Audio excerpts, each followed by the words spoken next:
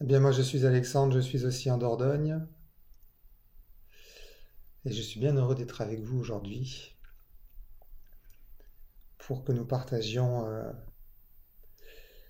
un moment d'ouverture à l'inconnu, n'est-ce pas? Puisque c'est ça avant tout, euh, le focusing, c'est mettre en œuvre une manière de s'y prendre qui est toujours nouvelle, puisque l'inconnu est toujours nouveau, n'est-ce pas? Carole nous disait qu'elle n'a pas encore compris, et je te remercie de dire ça. Ça me rassure. Parce que si on dit qu'on a compris le focusing, je pense que on ne peut pas l'expérimenter.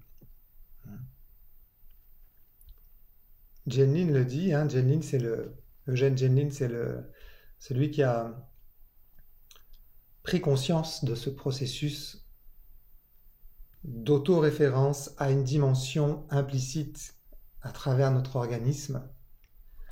On pourrait parler de quelque chose d'un préconscient ou d'un non-conscient, mais qui n'est pas quelque chose qui est dormant comme ça au fond.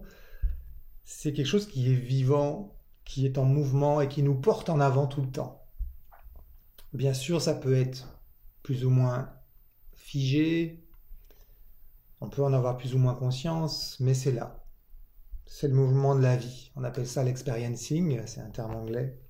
On pourrait dire c'est, on pourrait dire c'est un champ d'expérience continu qui s'écoule en nous, qui est dirigé vers la vie, vers la croissance, vers l'apprentissage.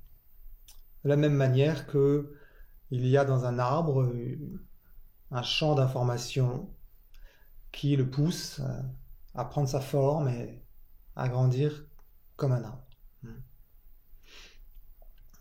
Et Eugène Gelnin, il a mis la conscience là-dessus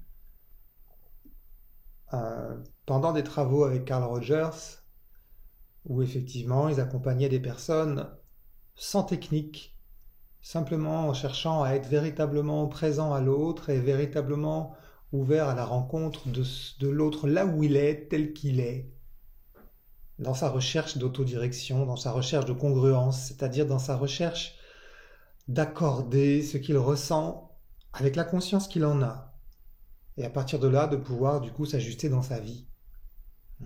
La plupart de nos souffrances et de nos difficultés à exister pleinement sont liées à un manque de conscience de notre expérience interne, un désaccordage. Et donc Eugène Jen il a pris conscience de ça, il a pris conscience que les gens qui arrivaient à se transformer, les gens qui avançaient dans leur thérapie, les gens qui se transformaient, qui arrivaient à devenir de plus en plus pleinement eux-mêmes, libérés de leurs névroses, de leurs limites, de leurs empêchements, et bien il s'est aperçu que les gens qui arrivaient comme ça à réussir en thérapie, on pourrait dire, sont des gens qui naturellement, sans en avoir vraiment conscience, mais naturellement, arrivaient à plonger en eux-mêmes pour aller puiser de l'information nouvelle là-dedans. Et pour se laisser faire par cette information nouvelle, à pas vouloir la contrôler, à pas vouloir l'interpréter. Et quand il a vu ça, grâce à des enregistrements qu'il faisait à l'époque, déjà dans les années 60, quand il a compris ça, eh ben, lui c'était en plus un philosophe et un phénoménologue, donc il s'intéressait au phénomène, à ce qui est, comme c'est, quoi. Quand il a vu ça, il s'est dit, ben moi je vais travailler spécifiquement là-dessus parce que là il y a quelque chose.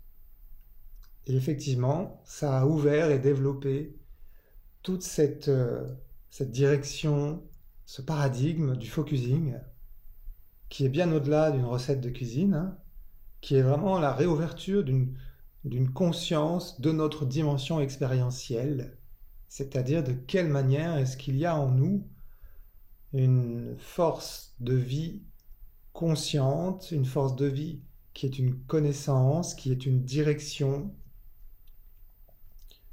et que nous avons la possibilité, si ce n'est pas le cas, de retrouver une relation avec ça. Et donc Janine, il nous dit clairement, il nous dit, il est préférable de commencer à pratiquer le focusing à partir de quelque chose qu'on ne peut pas comprendre. Parce que si on veut comprendre le focusing, eh ben, On va y aller par la dimension habituelle du mental, de la compréhension, de l'analyse, de faire quelque chose avec ça. Et en fait, on va passer à côté de l'essentiel. Parce que la connaissance du focusing, elle vient de l'intérieur. Elle ne vient pas de l'extérieur. C'est pour ça que ces ateliers qu'on vit ensemble, que vous vivez avec moi, sont toujours nouveaux et ont toujours une espèce d'atmosphère un peu peut-être spontanée, naturelle. Et puis, on ne sait pas où on va. Moi, je ne sais pas où on va là. On va voir ensemble. C'est un laboratoire en fait. On réapprend les uns avec les autres à s'ouvrir à l'inconnu qui est en nous et à se laisser faire par cette dimension expérientielle, là où prend forme l'émergence, la naissance de notre expérience de se sentir vivant et de se sentir soi-même singulièrement.